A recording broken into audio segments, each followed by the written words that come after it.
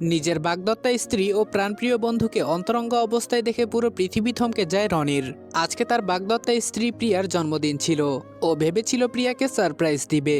নিজের ভালোবাসার মানুষকে জন্মদিনের সারপ্রাইজ দিতে সে নিজেই যে জীবনের সবচেয়ে বড় সারপ্রাইজের মুখোমুখি হবে সেটা কখনো কল্পনাও করেনি রনি। নিজের ভালোবাসার মানুষটাকে জন্মদিনে চমকে দেওয়ার জন্য কত পরিকল্পনা করেছিল সে। কয়েকদিন ধরে গোপনে সব আয়োজন করেছিল, পছন্দের কেক, যত্ন করে বেছে নেওয়া একটি উপহার, আর বুক ভরা ভালোবাসা নিয়ে লেখা একটি চিঠি। আজকের দিনটাকে স্মরণীয় করে রাখার জন্য কোনো কমতি রাখেনি রনি। নির্ধারিত সময়ের আগেই সে সেখানে পৌঁছে যায়। তার মনে তখন একরাশ উত্তেজনা। বারবার কল্পনা করছিল হঠাৎ সামনে গিয়ে দাঁড়ালে তার প্রিয় মানুষটির মুখে কেমন আনন্দ ফুটে উঠবে। কিন্তু ভাগ্য যেন তার জন্য অন্য এক গল্প লিখে রেখেছিল। দরজার কাছে গিয়ে থমকে দাঁড়ায় রনি। মুহূর্তের মধ্যেই তার মুখের হাসি উধাও হয়ে যায়। বুকের ভেতরটা হঠাৎ করে ভারী হয়ে ওঠে। তার চোখের সামনে যে দৃশ্য ধরা পড়েছিল তা দেখার জন্য সে একদমই প্রস্তুত ছিল না। তার প্রাণপ্রিয় বন্ধু নাবিল, যাকে সে অন্ধের মতো বিশ্বাস করত, আর তার ভালোবাসার মানুষ, যার সাথে 5 বছরের সম্পর্ক, যাকে নিয়ে সে ভবিষ্যতের হাজারো স্বপ্ন দেখেছিল, তারা দুজন একে অপরের সঙ্গে অত্যন্ত ঘনিষ্ঠ মুহূর্ত কাটাচ্ছিল। প্রথমে রনির মনে হয়েছিল সে হয়তো ভুল দেখছে অথবা স্বপ্ন দেখছে, এখনই হয়তো ঘুম থেকে উঠে যাবে। কিন্তু সময় যত গড়াচ্ছিল সত্যিটা ততই স্পষ্ট হয়ে উঠছিল।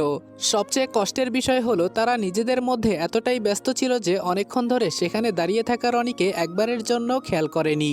আর রনি, সে নিঃশব্দে দাঁড়িয়েছিল, যেন তার চারপাশের পুরো পৃথিবী থমকে গিয়েছে। রাগ আর কষ্ট একসাথে আছড়ে পড়েছিল তার ভেতরে। মনে হচ্ছিল এখনই সামনে গিয়ে সব ভেঙে চুরমার করে দেব। 2 পা এগিয়ে যায় সে, কিন্তু ঠিক সেই মুহূর্তেই থেমে যায়। একটা ঠান্ডা ভাবনা মাথায় এসে ধাক্কা দেয় তাকে। এখন চিৎকার করলে, ঝগড়া করলে কি হবে? তারা হয়তো নিজেদের নির্দোষ প্রমাণের চেষ্টা করবে, সবকিছু অস্বীকার করবে, আর শেষ পর্যন্ত না পারলে এই সম্পর্কগুলো এখানেই শেষ হয়ে যাবে। কেউ জানতেও পারবে না প্রিয়া আর নাবিল কিভাবে যত্ন করে রনিকে ঠকিয়েছে।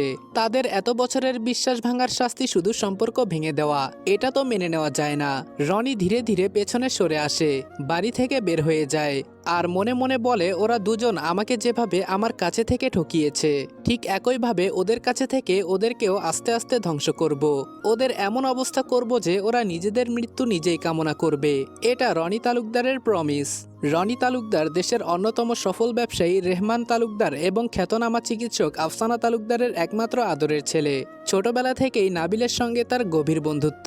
স্কুল জীবনে শুরু হওয়া সেই বন্ধুত্ব সময়ের সঙ্গে আরও দৃঢ় হয়ে ওঠে। ভার্সিটিতে ভর্তি হওয়ার পর রনি ও নাবিলের পরিচয় হয় প্রিয়ার সাথে। প্রিয়া ছিল বাবাহারা, সহজ সরল স্বভাবের একটি গ্রামের মেয়ে। অল্প সময়ের মধ্যেই তাদের মধ্যে সুন্দর বন্ধুত্ব